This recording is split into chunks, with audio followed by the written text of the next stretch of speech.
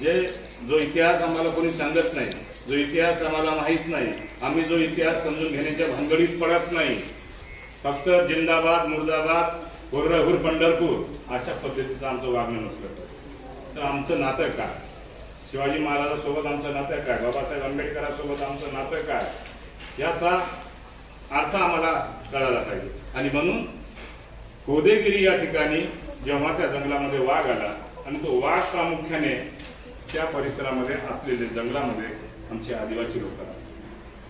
कोण राहत होते?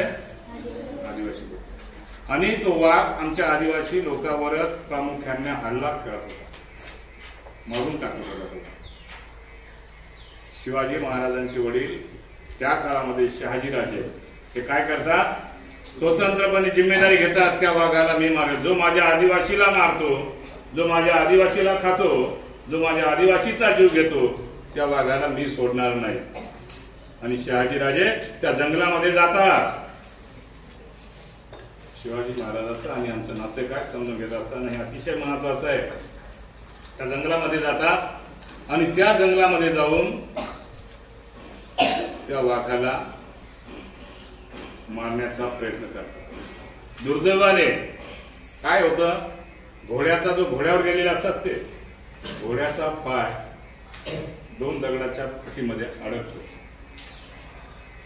पहाडामध्ये त्या घोड्याचा पाय एका दगडाच्या फटीमध्ये अडकतो, घोडा पडतो आणि शहाजीराजे सुद्धा पडतात.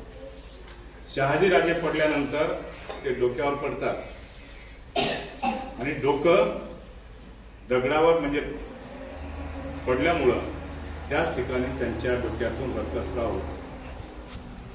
म्हणजे एका आदिवासीला वाचवण्यासाठी, एका आदिवासीचा जीव वाचवण्यासाठी शिवाजी महाराजांचे बाप शहाजीराजे आपला स्वतःचा जीव देतात. हे आमचं नातं आहे. ही जयंती कशासाठी साजरी करायची असते हे बाहेर कोणी सांगत नाही, परंतु तुम्ही ह्या नेहमीसाठी गोष्टी आठवणीत ठेवल्या पाहिजे. आमचं आणि शिवाजी महाराजांचं नातं काय, तर आमच्यासाठी शिवाजी महाराजांच्या बापाने जीव दिला. आणि म्हणून शिवाजी महाराजांच्या सोबत सुद्धा आग्र्यावरून जेव्हा शिवाजी महाराज सुटतात, शिवाजी महाराज आग्र्यावरून सुटल्याच्या नंतर ते पाटण्याला येतात, गंगा नदीमध्ये बसतात, तिथून नंतर मग पुन्हा दक्षिणेमध्ये येऊन पुन्हा येतात. त्यावेळी त्यांच्यासोबत जी माणसं होतात ती आमची आदिवासी माणसं असतात. शिवाजी महाराजांच्या काळामध्ये संत तुकाराम नावाचे एक संत होऊन गेले. ते संत तुकाराम अभंग गात होते. त्यांचे अभंग कोणते होते? शुद्ध बीजा पोटी फळे रसाळ गोमटी तुका मने जाती तापदर्शने विश्रांती मोठे अमृताची वाणी देवा. म्हणजे सर्वसामान्य माणसाच्या जीवनामध्ये समृद्धी यावी, त्याच्यासाठी माझा देह कामी पडावा अशा स्वरूपाचा मंत्र सांगणाऱ्या तुकाराम महाराजांच्या सोबत जो तंबोरा वाजवणारा माणूस होता, तंबोरा तार वाजवणारा असतात ना भजनामध्ये, तार वाजवणारा माणूस आमच्या ठाकर समाजाचा होता. हा इतिहास आम्हाला माहीत नाहीये, हा इतिहास आम्हाला कोणी सांगत नाहीये. आणि म्हणून जेव्हा शिवाजी महाराज त्या आग्र्यावरून निघतात त्यावर त्यांच्यासोबत मदारी मेहतर असतो. त्यांच्यासोबत रामजी पांगरे म्हणून असतो. जो रामजी पांगरा अफजल खानाच्या वधाच्या वेळी शिवाजी महाराजांच्या सोबत असतो. अफजल खानाच्या वधाच्या वेळी रामजी पांगराने अतिशय ताकदीने मदत केलेली असते. आणि त्याच रामजी पांगराने आग्राच्या सुटकेमध्ये सुद्धा त्यांना मदत केलेली असते. हा रामजी पांगरा कोण आहे माहित आहे? इतिहास काही सांगत असेल, परंतु हा रामजी पांगरा भिल आदिवासी समाजाचा आहे. कोण आहे? जो शिवाजी महाराजांच्या सोबत होता. हा इतिहास आम्हाला माहित असला पाहिजे. भिल समाजाचा रामजी हा शिवाजी महाराजांच्या सोबत लढण्यासाठी होता, आग्र्याला होता, इकडे अफजल खानाच्या वधाच्या वेळी होता. आणि म्हणून शिवाजी महाराज हे नीट आम्हाला जर समजून घ्यायचे असतील तर आम्हाला त्यांचा चांगला इतिहास माहीत असला पाहिजे. त्यांच्या वडिलांनी आमच्यासाठी केलेलं बलिदान, त्यांचा जीव गेलेला आहे वडिलांचा, हा इतिहास आम्हाला नीट असणार समजला पाहिजे. आणि म्हणून ज्या ज्या महापुरुषांनी आमच्यासाठी त्यांनी त्यांच्या जीवाची होळी केलेली आहे, जीवाचं दान केलेलं आहे, अशी माणसं ही आमचे आदर्श असले पाहिजे.